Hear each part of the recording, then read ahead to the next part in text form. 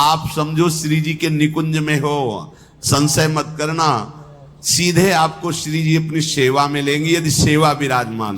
देखो साधना का फल होता है, सेवा का फल नहीं होता। सेवा का सीधा फल होता है स्वामी के समीप नित्य सेवा में पहुंच जाना। साधना से भ्रष्ट होते तो देखा गया, लेकिन श्री जी की परिचर्या करने वाला श्री जी को प्राप्त नहीं हुआ, ऐसा हमें अभी तक प्रमाण नहीं मिला। ये श्री राधा मोहन जी के आराध्य देव थे, आस्करन जी के, और ये सेवा में मगन रहते। देखो जब आप ठाकुर सेवा, जैसे आपको कि अब हम सेवा में रहेंगे तो हमारा काम कौन करेगा, तो पूरी सृष्टि तुम्हारे काम से चल रही है, तुम्हारे चलाए चल रही। अरे कुछ समय, घड़ी दो घड़ी तुम ऐसी निकालो जिससे एकांत चित्त से आनंद पूर्वक अपने लाडले ठाकुर को दुलार कर सको। उनको श्रृंगार करो, भोग लगाओ, आरती करो, चार परिक्रमा करो, साष्टांग दंडवत करो। जीवन का परम लाभ है ये। पर नहीं, आप खाएंगे हलवा, गरम गरम पकौड़ी, चाय, और ठाकुर जी के सामने वो सफेद वाले दाना नहीं आते, चिरौरी रख दो अरे भाई तुम क्या कर रहे हो, चोरी कर रहे हो तुम। घर में ठाकुर विराजमान, घर के मालिक विराजमान, हमें जल्दी ऑफिस जाना है, गरम गरम परेठा ये वो सब, और ठाकुर जी के सामने हम तो देखते हैं जैसे कोई ठाकुर जी के दर्शन कराने के लिए लाता है तो 4 टाफी, वो भी प्लास्टिक से लिपटी हुई। मतलब देख केवल ले, खा भी नहीं सकते हो क्योंकि प्लास्टिक लगी हुई, ऊपर कवर एकदम ऐसे रखे हुए हैं। वो बोले हमारे लड्डू गोपाल हैं। जब गोपाल हैं तो टॉफी खोल पाएंगे क्या? अगर आपको टॉफी पवाली है तो आप खोल करके सुंदर एक कटोरी में रख करके थे, ऐसे 4 दाने चिरौरी रख दिए, कटे हुए मिश्री के टुकड़े रख दिए। अरे अनंत ब्रह्मांडों का भरण पोषण करने वाला तुम्हारी चिरौरी के लिए मर रहा है। हाँ, अगर तुम्हारे पास केवल चिरौरी ही है तो वो तृप्त हो जाएगा। तुम खाओ हलवा, उसको रखो चिरौरी, तुम पहनो एक से एक बढ़िया कपड़ा, और ठाकुर जी के लिए अलग कपड़ा होता है दुकानों में, वो ठाकुर जी के लिए लेना है। पूजा, सत्यनारायण की पूजा की सामग्री गांव में जो परचून की दुकानें होती हैं कस्बों में, उनमें अलग होती है। बोले सुपारी देना, तो बोले पूजा के लिए, बोले हाँ, वो सड़ी सुपारी का अलग बैंक होता है, वो पूजा के लिए जाएगा। प्रभु के लिए तुम ऐसे चिरौरी रख देते हो। वो नारियल भी जिसमें पाली लहो, देखो ना कथा, सत्यनारायण की कथा करनी, हमें नारियल दे दो। वो सूखा नारियल जो किसी काम में ले जाएगा वो सत्यनारायण के पास जाएगा। वो कपड़ा टून का ना पहन सकते हैं, ना ओढ़ सकते हैं, ना बिछा सकते हैं, ना पोछा लगा सकते हैं, वो ठाकुर जी के लिए बलिहारी है श्रद्धा। तो भी ठाकुर जी भी ऐसी व्यवस्था करते हैं, ना पहनने लायक ना ओढ़ने लायक, ऐसा तुम्हें नया जीवन देंगे, जरूरत ही नहीं पड़ेगी कपड़े की, घूमो वैसे ही। हाँ, जरूरत ही नहीं पड़ेगी, अन्य योनिया नहीं, कोई जरूरत नहीं है, घूमो। इसलिए सावधान। भगवत सेवा का तात्पर्य है उत्तम भोग लगाए मोर मरकट को से। स्वामी जी महाराज परम विरक्त, वैराग्य की चरम सीमा स्वामी श्री हरिदास जी, लेकिन उत्तम भोग लगाए ठाकुर जी को। उत्तम उत्तम, तुम्हारे पास जो कुछ है उसमें सबसे बढ़िया भोग बनाओ। धन्ना जी के पास बाजरा की रोटी भी पूरी नहीं थी कि भरपेट पाले, तो 1 रोटी रोज ठाकुर को रखते थे। आधी ठाकुर जी पाते थे, आधी आप पाते थे। सुदामा जी के पास कौन सा माखन, जो पछोरने से बाहर निकलते हैं, किसी काम में नहीं, वो लेके गए थे। ठाकुर जी पाते हो कहते आज मैं तृप्त हो गया। सबरी जी के पास क्या था? क्या था?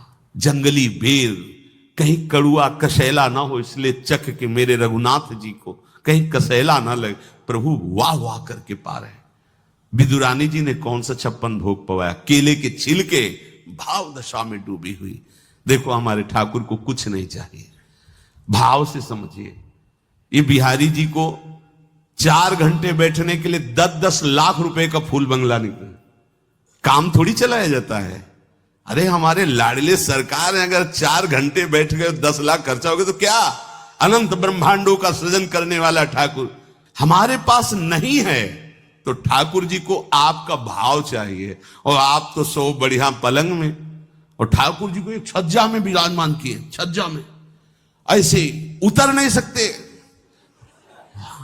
मतलब कूदे तो वैसे ऊंचे। अगरबत्ती दिखा दी, चले आप तो नहीं, अपने लाड़िले ऐसे प्यार करो, ऐसी जगह सिंहासन रखो कि उतर कर अगर आपके वन विहार करना चाहे तो उतर लेना, ऐसा विराजमान करो आराम से। और वो एकदम वो उसे दीवार में ऐसी जगह, या तो बाहर वाले कमरे में, अपने कमरे में तो ठाकुर जी रहेंगे ही नहीं। अरे भाई, अगर घर में ठाकुर जी तो उठते बैठते निकलते, उनके दर्शन हो रहे, चोरी क्या? तुम तो हमारे घर के माई बाप हो, सब देखो, चोरी क्या आपसे? आपको जो अच्छा न लगे सुधार देना, ऐसे रहना चाहिए। बिल्कुल भगवत प्राप्ति निश्चित है। ये सेवा पद्धति है, बड़े भाव से आप इसको स्वीकार कीजिए। हमारे लाडले बड़े कृपालु हैं। अरे जहर पिला रही है छाती में लगा के तो परम पद दे रहे हो, तुम दूध पिलाओगे तो तुम्हें परम पद नहीं मिलेगा। पूतना जहर लेकर के पिला रही बाल गोविंद को, अभी 6 दिन के ठाकुर हैं, उसे परम पद प्रदान किया, और आप रोज सुंदर सुंदर भोग लगा रहे हो और तुम्हें भगवत प्राप्ति नहीं होगी। ठाकुर जी की आरती उतार रहे हो, बलिहारी जा रहे हो, उनके सामने कीर्तन कर रहे हो, नृत्य कर, विश्वास तो करो ना, तुम्हें भगवत प्राप्ति हो जाएगी। आस्करण जी ने एक चौकीदार पूजा गृह के बाहर बैठाल दिया और कहा कोई भी भीतर आने ना पावे, क्योंकि एक बार भी सेवा में विक्षेप मुझे बर्दाश्त नहीं।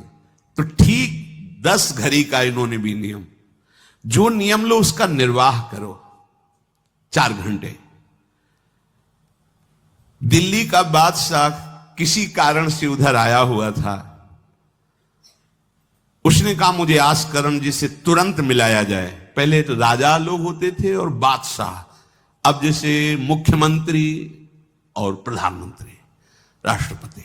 तो जो मुख्यमंत्री हैं ये राजा हैं प्रदेश के, और वो संपूर्ण राज्यों का बादशाह उसे कहा जाता था। आस्करण जी को शीघ्र हमारे सामने उपस्थित किया जाए। प्रार्थना की कि महाराज असंभव, इस समय आस्करण जी महाराज अपने ठाकुर जी की सेवा में हैं और उनका आदेश है 4 घंटे कोई हमसे बात ना करे। आस्करण जी को सूचना देने के लिए बार बार सेवकों को आदेश किया, पर कोई भी सेवक बादशाह की आज्ञा पर नहीं उतरा। हम अपने राजा से ऐसा नहीं प्रार्थना कर सकते। 4 घंटे। बादशाह को बहुत कष्ट हुआ कि हमारी आज्ञा का उल्लंघन। तुरंत आदेश किया सेनापति को, बुलाओ, देखते हैं कि हमारी आज्ञा का उल्लंघन का परिणाम क्या होता है। सेनापति तुरंत उपस्थित हुआ।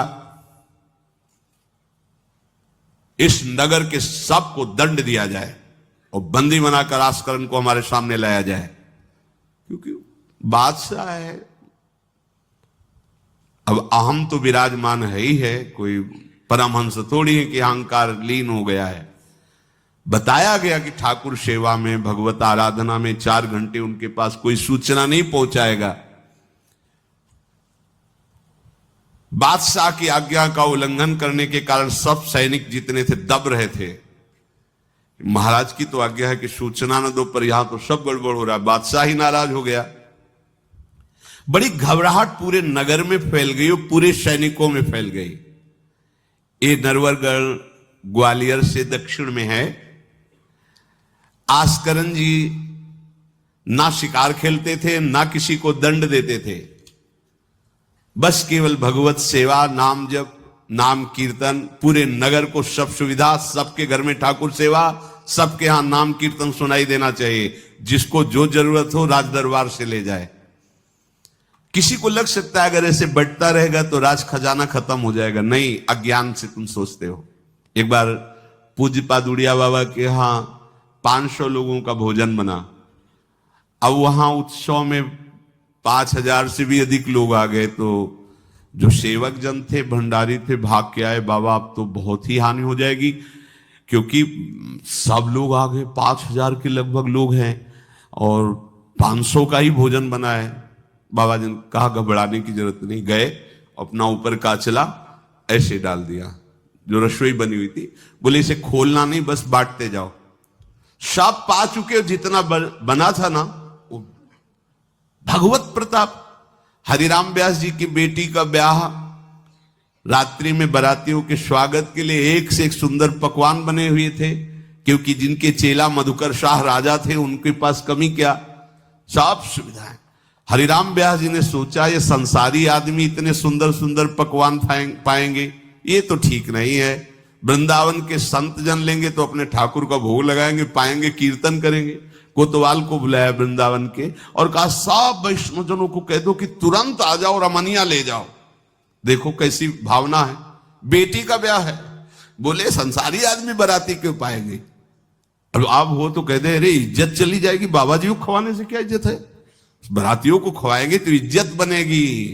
ये किसकी, देहाभिमानियों की। और अपनी इज्जत क्या है, श्यामा श्याम। अगर रसिकों को पवाएंगे तो हमारी इज्जत बन जाएगी, श्यामा श्याम प्रसन्न हो जाएंगे। तो श्यामा श्याम प्रसन्न हो जाएंगे, बाराती भूखे रहेंगे, ऐसा कैसे हो सकता है, ऐसा हो ही नहीं सकता है। हरिराम व्यास जी के, अब उनके लिए तो कोई रोक नहीं, उन्हीं की बेटी का तो ब्याह है। जो भंडारे में सब जमा थे, लड्डू गुलाब जामुन ये वो सब भर भर के अमनिया, ले जाओ ले जाओ। अब ब्रजवासी संत जन सबको बांट दिया, पर जितना भंडारा था उतना नहीं बना रहा। कर तुम अकर तुम अन्यथा कर तुम सर्व समर्था सा ईश्वरा। तुम प्रभु के लिए समर्पित हो तो तुम्हारे यहां हानि कैसे हो सकती है कि हम भाई ठाकुर सेवा में समय देंगे तो हमारा काम बिगड़ जाएगा, ठाकुर जी की भोग राग की बात करेंगे तो पैसों की कमी हो जाएगी। पक्की मूढ़ता है, ये ऐसा व्यापार है ठाकुर सेवा संत सेवा, ऐसे करो और कई गुना बढ़कर के हाथ में आ जाएगा, देख लेना। क्योंकि सब दुखों का कारण पाप है, और जब ठाकुर सेवा संत सेवा तो इससे पाप नष्ट होते। जे ही पाप नष्ट हुए सुख का मार्ग खुल गया, पर अज्ञानी जानता नहीं है। अब बादशाह के आदेश से हड़कंप मच गया। कही कह पठाई कहो कीजिए लड़ाई, सुनी रुचि उपजाई चली पृथ्वी पति आयो है। पर्यो सोच भारी तब बातियों विचारी कही, आप एक जावो गयो अचरज पाई है। सेवा करी सिद्धि साष्टांग होई के भूमि परे, देखी बड़ी बेर पांव खड्ग लगायो है। कट गई एड़िए पे टेढ़ी हूं न भौं करी, करी नित नेम रीति धीरज दिखाई है। बादशाह ने कहा आखिरी हुक्म है, आस्करण को हाजिर किया जाने, संपूर्ण सेना से विध्वंस मचा देंगे, नरवर गण को पूरा नष्ट कर देंगे। जो प्रधान सेना नायक था वो हाथ जोड़ करके बादशाह से बोला कि आप समझो हम आपके सेवक हैं, आपसे लड़ कैसे सकते हैं, आप बादशाह हो, पर मेरी प्रार्थना है आप अकेले जाकर के देख लीजिए, आस्करण जी सेवा में है, अकेले जाकर बात कर। हम सूचना नहीं दे सकते पर आपको रोक नहीं सकते, आप जाकर के बात कर लीजिए। बादशाह को लगा कि बात तो सही कि हमारे ही अनुकूल है, ये कोई वैरी तो है नहीं, चलो कोई अंगरक्षक नहीं। और स्वयं अंदर जाकर के देखा तो सारी सेवा हो चुकी थी, ठाकुर जी की साष्टांग दंडवत कर रहे थे। सत्संग में भी कहा है कि आप लोगों का जैसे शरीर स्वस्थ है तो साष्टांग दंडवत का नियम लेना चाहिए। अपनी ठाकुर सेवा करके 5, 7, 11, 21, 51, 108 अपने ठाकुर जी को 4 परिक्रमा की, कहीं से भी 108 दंडवत। एकोपि कृष्ण कृतः प्रणामो दशाश्वमेधा व्रतेन तुल्यः, दशाश्वमेधी पुनरेपि जन्म कृष्ण प्रणामी न पुनर्भवाए। ये भीष्म जी बोल रहे हैं, एक बार हमारे श्री कृष्ण को कोई साष्टांग दंडवत कर दे, 10 अश्वमेध यज्ञ का फल अवभृत स्नान का उसे प्राप्त होता है। पर 10 ये अश्वमेध यज्ञ करने वाला पुनर्जन्म को प्राप्त होता है, पर एक बार श्री कृष्ण को साष्टांग प्रणाम करने वाला पुनर्जन्म को प्राप्त। दशाश्वमेधी पुनरेपि जन्म कृष्ण प्रणामी न पुनर्भवाए। अपने पास तो भगवत प्राप्ति के लिए बहुत से अस्त्र हैं, केवल नियम पूर्वक प्रयोग करो, माया का प्रवाह बंद हो जाएगा। ठाकुर सेवा के बाद करना चाहिए साष्टांग दंडवत। हमने महापुरुषों को देखा है, गुरुजनों को देखा है, अब शरीर उस लायक नहीं तो भाव से कर लीजिए। अगर शरीर स्वस्थ है और आप करने लायक हैं तो जरूर, जैसे माताएं बहनें सखियां हैं तो पंचांग, एक पंचांग दंडवत की, खड़े हो गए, हाथ जोड़ा, मंत्र अंदर स्मरण किया, फिर पंचांग 5, 7, 11 करके साष्टांग दंडवत कर रहे थे नियम पूर्वक। अब ये तो पता चल गया कि कोई आया है, पर ना नजर दी, ना बात की, ना रुके, उठे साष्टांग दंडवत, फिर उठे, फिर साष्टांग दंडवत। बादशाह खड़ा देखता रहा, ये तो ना हमारी तरफ देख रहे हैं ना बोल रहे हैं। बहुत देर हो गई, चुपचाप। पद का अभिमान होता है।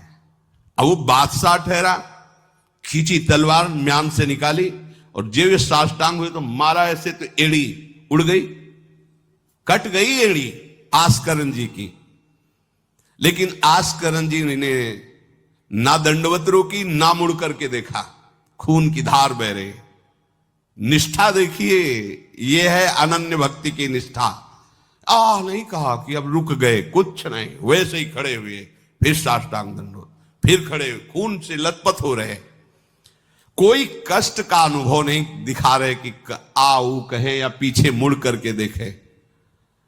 अब तो धैर्य छूट गया बादशाह की, ये मेरे से तो अपराध बन गया, ये कोई नाटक नहीं कर रहे, ये तो सच्ची में महान भागवत है। क्योंकि जो पद का अभिमानी जन होता है वो ये नहीं जानता है कि भक्ति क्या होती है, भक्ति का स्वरूप क्या होता है, भक्तों की निष्ठा क्या होती है। उनको तो लगता है कि मैं अमुक पदाधिकारी हूं, मैं इतना, तो ये बाबा जी लोग भीख मांगने वाले, इनके आगे क्या जमीन में बैठे, हमारे लिए कुर्सी की व्यवस्था नहीं होगी क्या? हमारे को इस पद का अभिमान जो मिला है उसका सम्मान होना चाहिए। तो वो जिस पद में है, इस सृष्टि में कोई वो पद नहीं है, वो हरिदास पद में है, हरि पार्षद। तुम तो मायाकृत सृष्टि के किसी पद पे होगे, वो मायापति के निजी पार्षद हैं। तुम्हें दिखाई देता है भिखारी है, तुम्हें दिखाई देता है भिक्षुक है, नहीं नहीं, वो इतने बड़े बादशाह के ऐसा बादशाह पैदा ही नहीं हुआ है? चाह मिटी चिंता मिटी, मनुआ बेपरवाह, और जिनको कछु न चाहिए वो साहन के साह। नरपति सुरपति लोकपति, जिनके भावे घास, जिनके भावे घास, रहे परमानंद में तज सब ही की आस। गर्दन उतार दोगे, अगर हरि का विधान होगा तो शरीर ही नष्ट होगा, नहीं तो हमें छू भी नहीं सकते, हमारे स्वरूप को नहीं छू सकते। भक्त अपनी निष्ठा पे होता है। एक बार भी आस्करण जी ने मुड़ करके नहीं देखा बादशाह की तरफ। अब तो धैर्य छूट गया बादशाह की, गलती हो गई हमसे। ऐसा ही होता है। नवलदास जी को वृंदावन से हरिवंश महाप्रभु के शिष्य थे, तो बादशाह तुर्की था, उसके मन में वैश्य कुल के प्रति बड़ी ईर्ष्या पैदा हुई थी। तो उसने कहा भारत में वैश्य कुल नहीं रह जाना चाहिए, नष्ट कर दो। आतंक स्वरूप उनका काटना मारना, लाखों वैश्यों का कत्ल कर दिया। पता चला कि दूसर वैश्य एक वृंदावन में भी है, आए, उनको बंदी बना लिया, सामने पेश किया, कहा सर झुकाओ। कहा तो झुक चुका है एक जगह, राधा वल्लभ लाल के चरणों में। अनंत कोटि ब्रह्मांडों के बादशाह के सामने सर झुक गया है। अब तू तो एक भूमंडल का जबरदस्ती बादशाह बना बैठा है। बोले जंजीरों में बांध दो इसको, रोज कोड़े लगाओ, भोजन मत दो, फिर इसको हम दंड निश्चित करेंगे, देखते हैं, बहुत अपने अभिमान में है। बांध दिया। सुबह कोड़े लगाने गए तो जंजीरें पड़ी थी और कुछ नहीं था। फिर खोजा तो वृंदावन में राधा वल्लभ जी के दर्शन के, फिर बांध के ले गए। अरे बोले तेरी जंजीरें क्या मुझे रोक सकती है? जब माया की जंजीरें नहीं रोक पाई तो तेरी जंजीरें क्या रोकी? तू लाख बार बंधवा, मुझे नहीं रोक सकता है। आखिरकार चरणों में झुका, उनका बंद करवा ये नरसंहार। तेरे इस नरसंहार से कुछ नहीं होने वाला, तू शांति से रह, ये ऐसे उपद्रव करना बंद कर। तो ये जो पदाभिमानी जन है, एक अभिमान में न जाने कैसे कैसे बड़े अपराध हो जाते हैं, भक्तों को नहीं जानते हैं।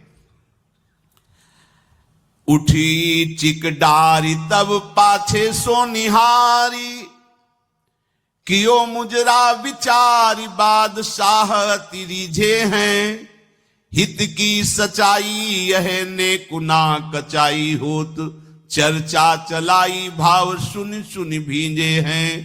बीते दिन को नृप भक्त सो समायो, पृथ्वीपति दुख पायो सुनि भोग हरि छीजे हैं।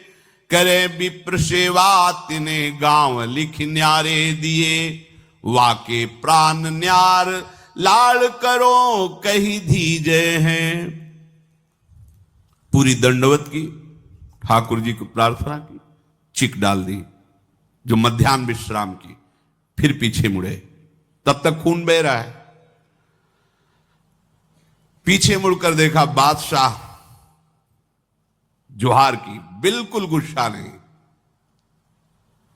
राजा को इनकी ये धैर्य शैली देखकर कि अपने इष्ट के प्रति निष्ठा और मेरे अपराध का कोई भी इनके ऊपर प्रभाव नहीं, रीझ गया, बहुत प्रसन्न हुआ और कहा, आज मेरे नेत्र सफल हुए कि मैंने ऐसा निष्ठावान भक्त देखा। ना तो तुम्हारी भ्रकुटी में थोड़ा भी रोष है, और ना तुम्हें पीड़ा है, और ना कोई थकावट है। हम आपसे वार्ता करना चाहते हैं, क्या है आप में ऐसी सामर्थ्य कहां से आई कि आपने अपनी निष्ठा छोड़ी और तलवार से एड़ी काट दी। एड़ी, अरे ऐसे काट, जरा सा कुछ लग जाए तो देखो कैसा लगता है।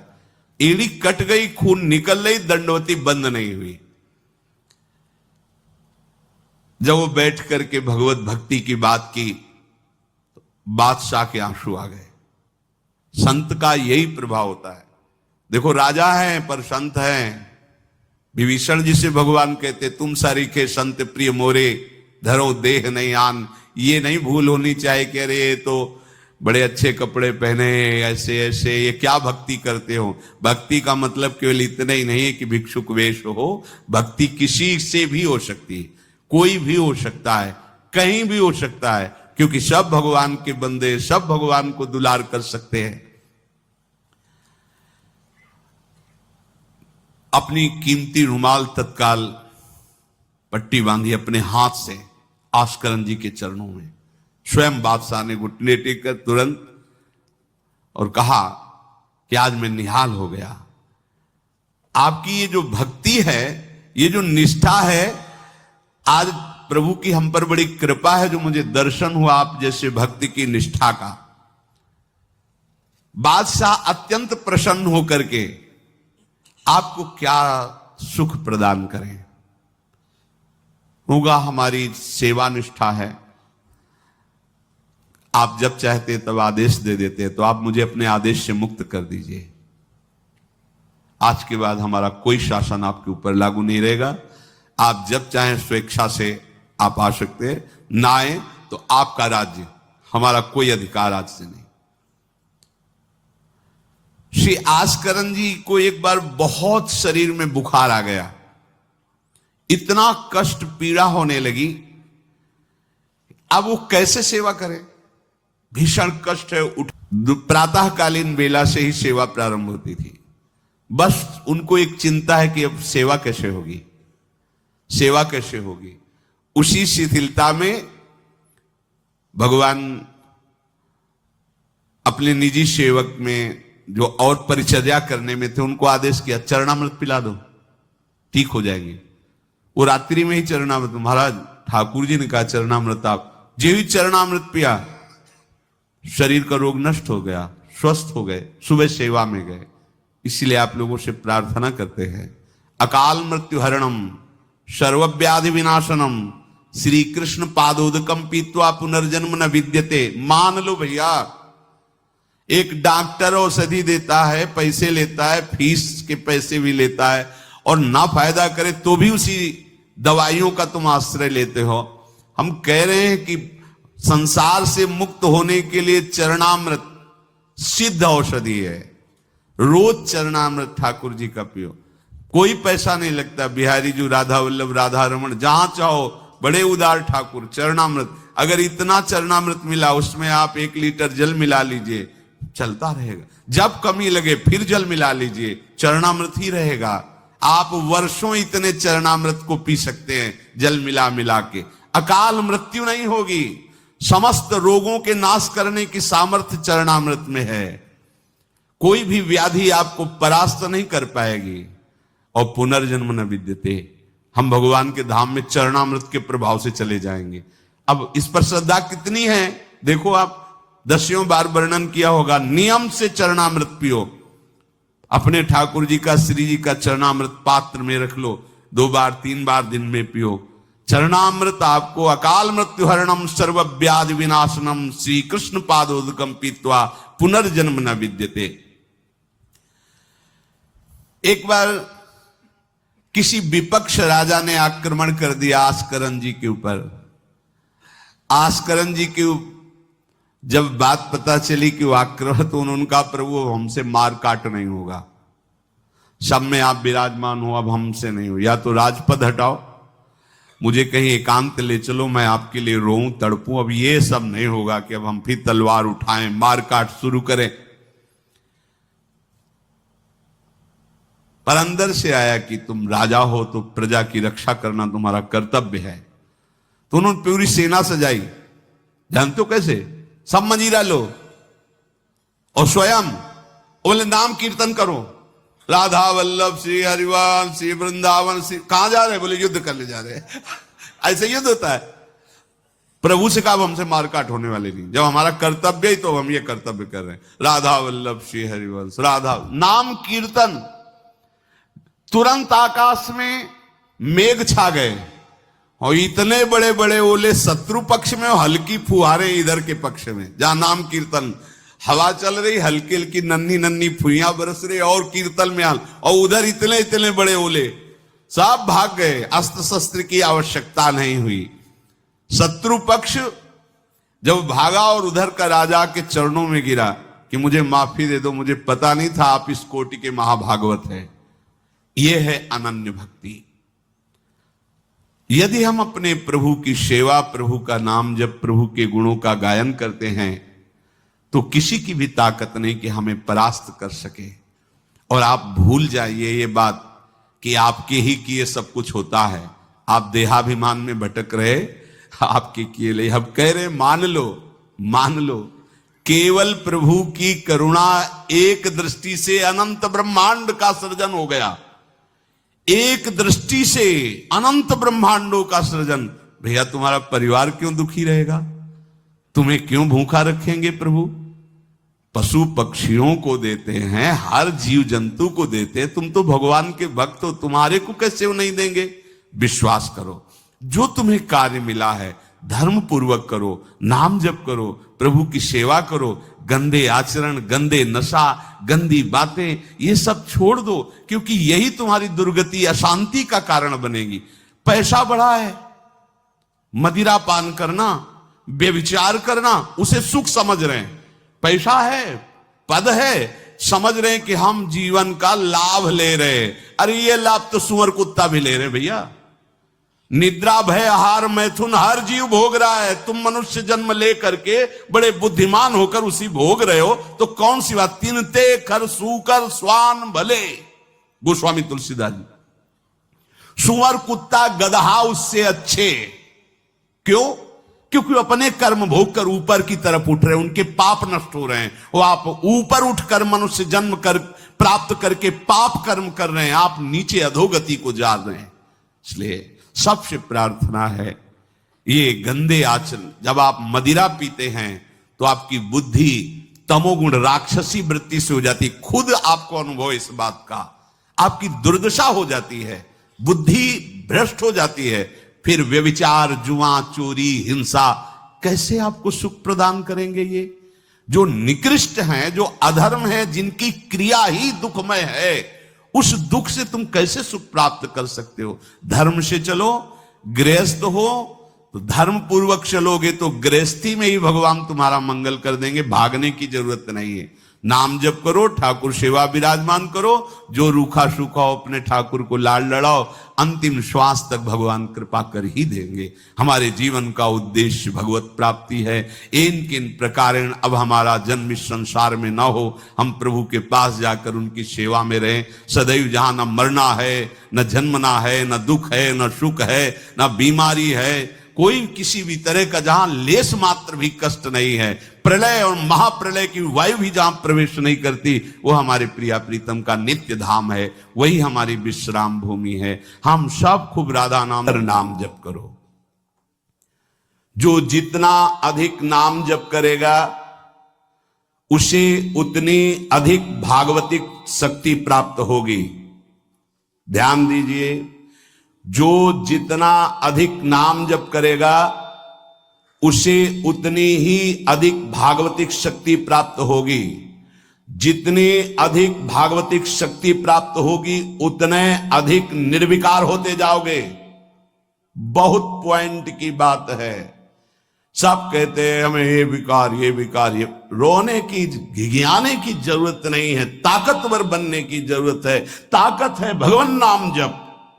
फिर सुनो, जो जितना अधिक नाम जप करेगा उसे उतनी अधिक भागवतिक शक्ति प्राप्त होगी।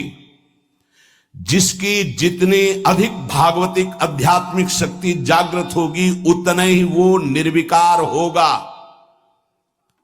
जिस व्यक्ति को गुरुदेव ने जो मंत्र, जो नाम दिया है, उस एक मंत्र, एक नाम को बहुत काल तक जप का अभ्यास बनाओ। यह बहुत कठिन बात है। कल भी शाम के कह रहे थे कि एकांत में किसी एक मंत्र पे रखना, इसकी चाल है, पकड़ी गई चाल। जब मंत्र में लगे तब पद की बात कर रहा है, पद चलाओ। जब पद में लगे तो नाम की बात कर रहा है, नाम चलाओ। जब नाम में लग गए तो कहता मंत्र चलाओ। इसकी बात मत सुनो। एक जगह पकड़ लिया, अब नाम चल पड़ा। अपने लोगों का जैसे अब नाम चल पड़ा तो पवित्र है अपवित्र है मंत्र में नहीं पहुंचेंगे, सीधे नाम में लगे हुए हैं। अब अचानक मंत्र चलने लगा, अब मंत्र पे पूरी एकाग्रता हो गई। पद चलने लगा तो पद पे पूरी एक भाग, तू कहां भागेगा, आना पड़ेगा इसी घेरे में। मंत्र चल रहा है, वो श्रद्धा कर रहा है, इस समय पद गाओ, इस समय पद में चलो।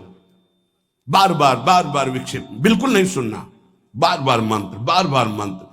क्योंकि जब पद में जाओगे तो वहां भी नहीं टिकेगा, वो कोई प्रपंच सामने खड़ा कर देगा। इसको सुनो, इसको देखो, इसका चिंतन करो। माला ले लिए, चलो पार्क में टहल कर रहेंगे, गली में टहलते, बालकनी में खड़े हो जाते हैं, पूरी एकाग्रता रहेगी। हाँ, फंसाएगा किसी चित्र में, चिंतन में फंसाएगा। बहुत साधक को सावधानी की जरूरत है। जिस उपासक को जो मंत्र, जो नाम मिला है, एक नाम, एक मंत्र बहुत समय तक उसे चलाने का अभ्यास कीजिए। ये बहुत छलिया है मन। ये तो मंत्र तो इतना जप ही लिए हो ना, अब राधा नाम जपते हैं।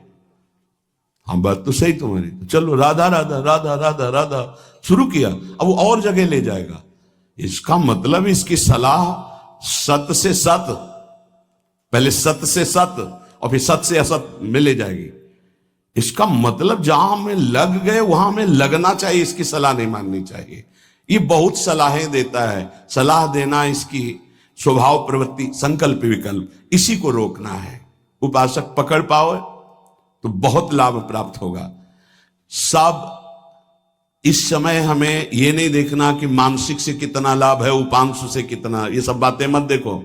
अरे वाचिक से 10 गुना उपांशु, उपांशु से 100 गुना मानसिक, ये गुना उना हमें नहीं चाहिए। इस समय हमें भगवदाकार वृत्ति करनी है। हमें कोई लाभ हो हानि हो, गुना से मतलब नहीं है। वहां जपने से इतना लाभ, वहां जपने, हमारा केवल लक्ष्य है प्रभु का स्मरण। पकड़ो बात। अब वो अगर मानसिक नहीं हो रहा तो उपांशु आते हैं, उपांशु नहीं हो रहा तो हम वाचिक आते हैं, वाचिक नहीं हो तो हम कीर्तन करते हैं। छोड़ेंगे नहीं तुम्हें, बख्शेंगे नहीं। अनन्य चेता सततम, हमें सतत अनन्य चित्त को अपने आराध्य देव। भोगों की त्याग वृत्ति अधिक है, वो बहुत जल्दी सिद्ध होता है। पकड़ो। जो पुरुषार्थ तो करता है पर साथ में भोगों को भी भोगता है, उसकी आसक्ति भजन में नहीं हो पाती, वो आगे नहीं बढ़ पाएगा जब तक वो अपनी वृत्ति को सुधारेगा नहीं।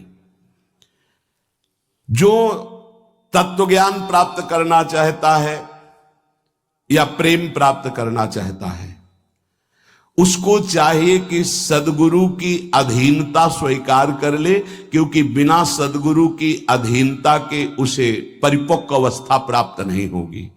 जो सदगुरु बतावे नियम दे, उनका अक्षरशः पालन करे।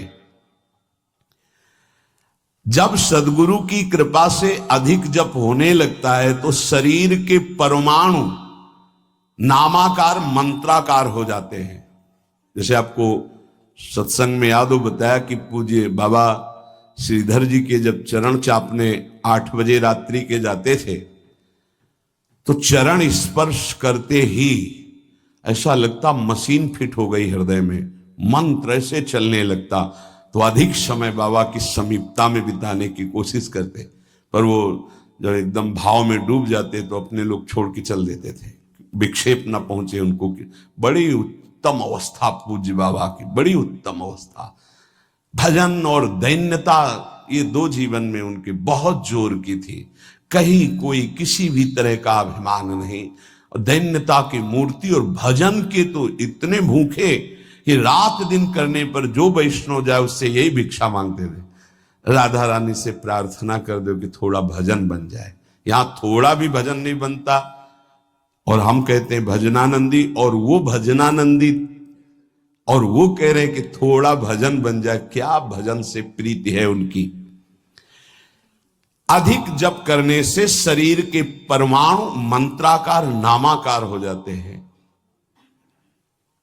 बड़ा प्रभाव है महापुरुषों के स्पर्श का। जीवन भर के लिए बात समझ में आ गई कि महापुरुषों का शरीर पांच भौतिक नहीं होता, वो दिखाई देता है। भजन और लीला चिंतन के प्रभाव से दिव्य लीला में हो जाता है। अधिक जप करने से शरीर के परमाणु मंत्राकार हो जाते हैं, नामाकार हो जाते हैं। सच्ची हम जीते ही उनकी चरण रज से, उच्छिष्टामृत से, उनकी करुणा कृपा से ही हमारा जीवन है, चाहे परमार्थ में चाहे स्वार्थ में, गुरुदेव की कृपा से ही। जो नाम है इसमें सूची असुचि, पवित्रता पवित्रता, समय कुसमय, स्थान कुस्थान, इसका कोई विचार नहीं है। लेकिन मंत्र में इसका विचार। मंत्र नहीं चला सकते कि शौचालय में बैठे मंत्र जप रहे हो, या आप लघु शंका करते हुए मंत्र जप रहे हो, या आप शौचालय लघु शंका से निवृत्त होकर पवित्र नहीं हुए, वही कपड़े जो शौच में वही नहीं, ऐसे नहीं, फिर आपकी बुद्धि विकारग्रस्त हो जाएगी। ये महापुरुषों के निर्णय है। जो नाम जप करता है, भगवान नाम कीर्तन करता है, तो उसमें निश्चित भाव जागरण होता है। पर हमारी प्रार्थना है, निवेदन है, पूज्य बाबा कह रहे, असलियत में जब तक तुम्हारे अंदर कोई भाव तुम्हें बेशुद्ध न कर दे तब तक कोई नाटक मत करना। अरे बड़े भावुक हैं भाई, ऐसे से ऐसा रोना, चिल्लाना, बेसुरा बोलना, नाचना, गिर पड़ना, मूर्छित हो जाना, असलियत में ये सब भाव आते हैं जब अधिक नाम जप, नाम कीर्तन, तो ये सब जागृत होता है। अगर ईमानदारी से जागृत नहीं है तो कोई इस भाव का नाटक न करे। बाबा कह रहे, नहीं तो दम्भ रोग लग जाएगा आपके भजन में और वो आपको पतित कर देगा। अत्यंत बड़े हुए भाव के आवेश में जब आपको स्मृति ना रहे तो दूसरी बात नहीं। आप कभी ऐसे भावों का प्रादुर्भाव दिखावा ना करें, नहीं तो दम्भ लग जाएगा। भाई मैं तुमसे बहुत एकांतिक बात कहता हूं कि एक आदमी ध्यान करे और एक आदमी नाम जप, नाम कीर्तन करे, तो थोड़े समय में तुम देख लेना कि नाम जापक और नाम कीर्तन करने वाले की आध्यात्मिक उन्नति कितनी जोर की हुई है। पूज्य बाबा साक्षात ब्रह्म है। इन्हीं की कृपा प्रसाद से पूज्य पंडित गया प्रसाद जी महाराज ब्रजमंडल के सिद्ध महापुरुष, इन्हीं को गुरुदेव के रूप में वर्ण करके ऐसी उच्च अवस्था प्राप्त की थी कि गीता वाटिका से भाई जी और राधा बाबा परम प्यार दुलार आदर पूज्य पंडित गया प्रसाद जी का करते थे। देखो कलयुग को बहुत खराब बताया गया है, पूज्य बाबा कह रहे युग है भी इसमें बहुत दोष, परंतु हम आपसे कहते हैं कि कलयुग बहुत महिमामय भी है। बड़े बड़े ऋषि मुनि देवता याचना करते हैं कि मुझे कलयुग में जन्म मिले। क्यों? क्योंकि केवल नाम जप और नाम कीर्तन से इसमें वो पद प्राप्त होता है जो बड़ी बड़ी तपस्या यज्ञ ध्यान साधना से भी नहीं होता। ये बड़े अमृतमय वचन, इनको पकड़ो, सार बात नाम जप नाम कीर्तन गुण कीर्तन। देखो स्वयं भगवान ने कहा है यज्ञानाम जप यज्ञोस्मि, सब यज्ञों में श्रेष्ठ यज्ञ मैं हूं, जप यज्ञ। अब यज्ञ अश्वमेध यज्ञ, राजसूय यज्ञ, बड़ी बड़ी यज्ञ जो चक्रवर्ती सम्राट महाबलशाली पुण्यात्मा राजर्षि करते थे, उन सब यज्ञों में श्रेष्ठ है जप यज्ञ। देखो इस जप यज्ञ में ना तो शुद्ध घी की आवश्यकता है, इस जप यज्ञ में ना तो मंत्रवेत्ता ब्रह्म ऋषि की आवश्यकता है। यज्ञ में बड़ी जानकारी बड़ी व्यवस्थाएं सुव्यवस्थित करने पर ही फल मिलता था। जैसे यज्ञ करता कोई अंग भंग नहीं होना चाहिए, किसी भी अंग में किसी भी तरह की कोई कमी नहीं होनी चाहिए। अगर एक आंख काम नहीं करती तो तुम यज्ञ में सफलता प्राप्त नहीं कर सकते, बैठ नहीं सकते, यजमान नहीं बन सकते। कोई भी रोग, कुष्ठी रोग, विधुर, अविवाहित, कई तरह की शर्तें, फिर मंत्रवेत्ता ब्रह्म ऋषि का मिलना, फिर यज्ञ की सामग्री, फिर सम्यक रूप से निर्विघ्न यज्ञ हो जाए तब उसका फल, और वो भी स्वर्ग आदि अन्य लोग। सब यज्ञों में श्रेष्ठ ये जप यज्ञ है। इसे बालक भी कर सकता है, बूढ़ा भी कर सकता है, स्त्री भी कर सकता, कोई भी कर सकता है, बिना पढ़े लिखे कोई भी हो। राधा राधा जपने के लिए कौन सी विद्या पढ़ने का, ये परा विद्या है, ये आ गई तो सब विद्याएं जागृत हो जाएंगी। जो ब्रह्म विद्या तत्व ज्ञान या प्रेम का रहस्य, ये सब जागृत हो, ये परा विद्या है राधा नाम। सबका अधिकार है नाम जप में। मैं अपना अनुभव कहता हूं, पूज्य पादुड़िया बाबा जी का अनुभव, केवल नाम जप और जितियम लो निर्वाह करेंगे भगवान, और तुम्हें निश्चित भगवत प्राप्ति होगी। भाई जी का अनुभव। पूज्य पाद उड़िया बाबा, मैं अपना अनुभव कहता हूं कि नाम जप और जितेंद्रियता से सब कुछ हो जाएगा। जितेंद्रियता बाद में बोली है, बहुत सही। नाम जप तुम करो, जितेंद्रियता नाम जप प्रदान करेगा। पीछे ध्यान दीजिए, अभी सत्संग में कहा गया जो जितना अधिक नाम जप करेगा उसमें उतनी अधिक भागवतिक शक्ति आएगी, जिसमें जितनी अधिक भागवतिक शक्ति आएगी वो उतने निर्विकार होता जाएगा। समझ रहे? नाम जप और जितेंद्रियता से सब कुछ हो जाएगा। तत्व ज्ञान प्रेम ये कलयुगी जीवों की समझ में आने वाला नहीं। नाम जप करो, तत्व ज्ञान भी हो जाएगा, प्रेम भी प्राप्त हो जाएगा। क्योंकि नाम जप से बहुत जल्दी हृदय पवित्र होता है, और पवित्र हृदय में तत्व ज्ञान और प्रेम प्रकाशित होता है। सबसे कठिन चीज, सबसे कठिन साधना बाबा क्या है? नाम जप।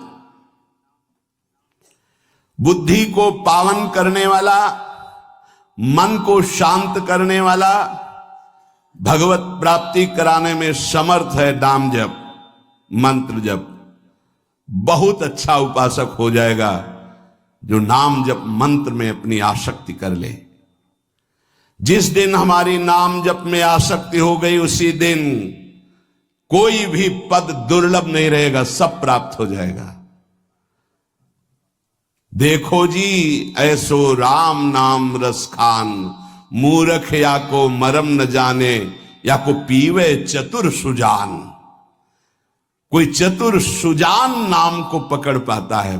पायो नाम चारु चिंतामणि, उर करते न खसई हो, अबलो नसानी अब ना नसई हो। चारु चिंतामणि, जो भगवान नाम कीर्तन में मस्त रहते हैं, नाम जप में मस्त रहते हैं, मेरी दृष्टि में वे ही सर्वोत्तम साधक हैं। इसी से ज्ञान, वैराग्य, भक्ति सब प्राप्त हो जाएगी। बस तुम अपने चित्त से इसका चिंतन करो। एक नियम ले लो, सोने से जागने तक, जागने से सोने तक, जीवन से मरण तक हम केवल नाम की ही आराधना करेंगे। बस देहनाश पर्यंत तत्परता पूर्वक बिना फल देखे कि क्या फल मिल रहा है, तुम निश्चिंत होकर केवल नाम का अभ्यास करो। तुम्हें पुरुषार्थ और करने की जरूरत, सब कुछ प्राप्त हो जाएगा। अब जैसे कोई कह दे कि तुम्हें कोई और कर्म करने की जरूरत नहीं, यहां ध्यान दीजिए, यहां आंतरिक साधना की बात हो रही है। भाई तुम गृहस्थ हो, व्यापार करो, किसानी करो, नाम चलाओ, एक एक फावड़े में नाम चलाओ। ग्राहक से बात कर रहे हैं, भगवान का स्वरूप मानकर बात की, इसके बाद खाली समय में नाम जप कर रहे हैं। विद्यार्थी हैं, अपने स्कूल का कार्य किया, शेष समय जितना जो हम समय बर्बाद करते हैं उसमें नाम जप कर लिया, महान बुद्धिमान हो जाएगा वो। बोले हम विद्यार्थी हैं, हमारे पास समय नहीं। भाई तुम विद्या अध्ययन 24 घंटे करते हो, 8 घंटे हमने तुम्हें नींद के दे दिए, 8 घंटे। और अगर आप 2 घंटे जो इधर खेल कूद में, उद्दंडता में, उनको नाम जप में लगा दो, एक महान पुरुष बन जाओगे। तुम्हारी उत्तम आकांक्षा भगवत प्राप्ति की जागृत ना हो जाए तो बताना। जिसकी बुद्धि पवित्र है वो जिधर लगाए उसमें प्रवीण हो जाता है। नाम जप के लिए सब, हम गृहस्थ हैं, हमारे पास समय, हम विद्यार्थी, हम व्यापारी। भाई ये कितने दिन रहेगा व्यापार, कितने दिन रहेगी ये विद्या, कितने दिन रहेगा तुम्हारा ये धन वैभव ऐश्वर्य। अंतिम में ये नाश का खेल यहां अवश्य होता है।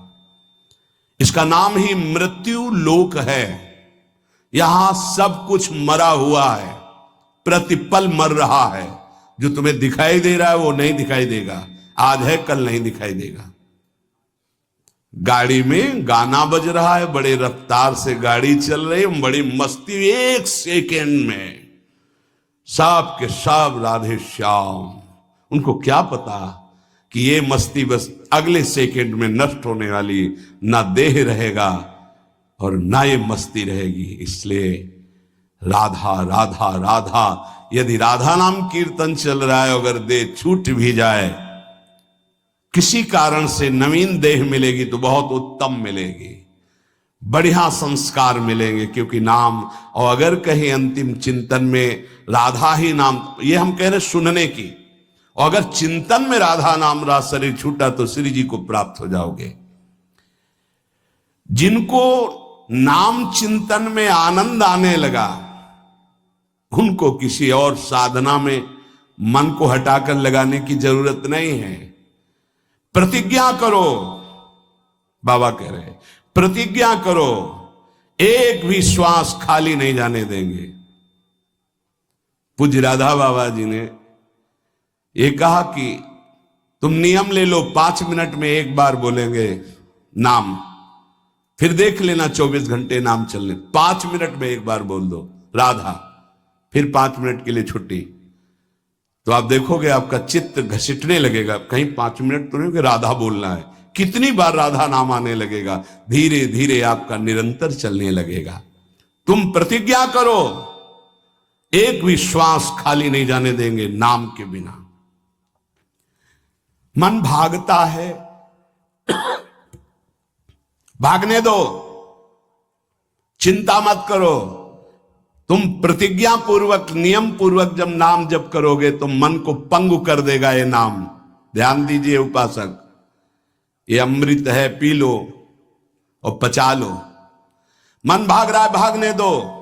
तुम नाम जप को नियम पूर्वक, प्रतिज्ञा पूर्वक पकड़ो। भगवान से भी अधिक दया की सामर्थ्य नाम में है। आहा, जो नाम का चिंतन करता है, स्तोत्र पाठ में लगा दो, वो सब मंगलमय भगवान से जुड़ा है, इसलिए आपका अनन्य चिंतन माना जाएगा। अभ्यास करने में नींद बहुत सताती है।